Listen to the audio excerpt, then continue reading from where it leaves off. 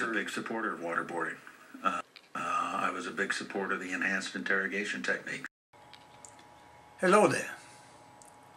Dick Cheney is at it again, and again he admits freely to have authorized torture. His admissions are offered in full knowledge that Eric Holder will not prosecute him. The reason is simple. Cheney would point to the fact that all relevant members of Senate and Congress were informed of the commission of war crimes and did not object.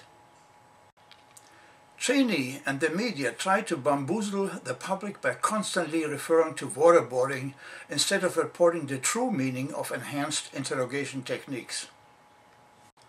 I reported repeatedly that we are not talking about waterboarding. We are talking about beatings, tasering, and even killing of detainees. I published the evidence in my book Before the International Criminal Court in the matter of George W. Bush, Richard Cheney et al., available at Amazon. In case you are not familiar with the evidence of torture I have published, let's look at it for 15 seconds. Threatening detainees with dog attacks just to warm up. Stabbing a detainee. Beating a detainee until he bleeds and blood is all over the floor. Beating a detainee until he is unconscious. Torturing a detainee until he dies. More beatings and tasering. More beating. And even more beatings.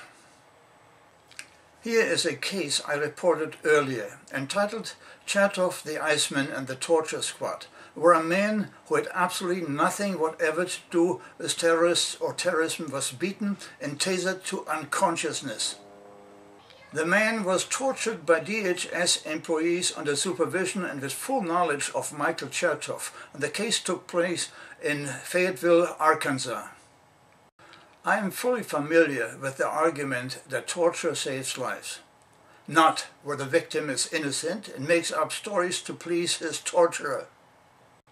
Allow me to remind you that the Bush administration released over 600 of some 850 detainees who were innocent, after the United States, i.e. the taxpayers, paid about $1,000 per head to tribal leaders who sold their enemies for good money.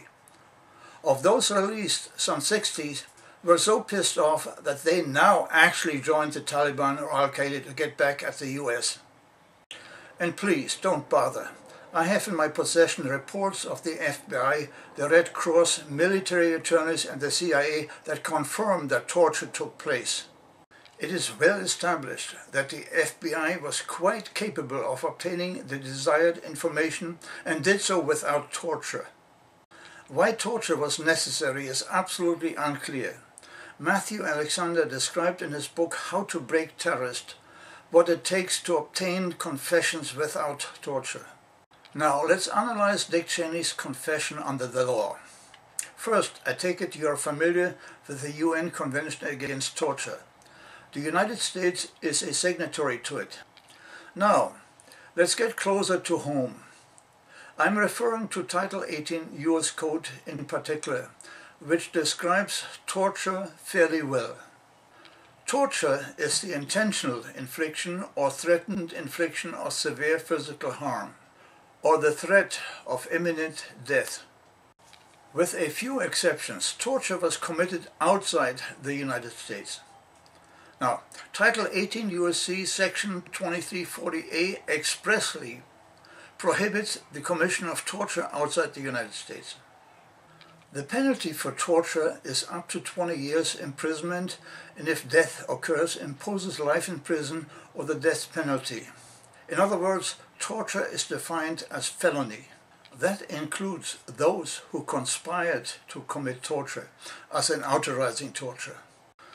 It follows that Dick Cheney, by his own admission, is a felon whose only salvation is that Eric Holder will not prosecute him. Interesting question. Does that make Holder a conspirator after the fact? Meanwhile, Dick Cheney proudly brags about that he would do it again, and the Tea Partier cheer him on.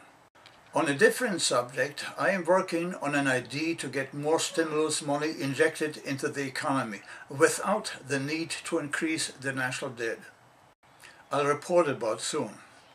See you.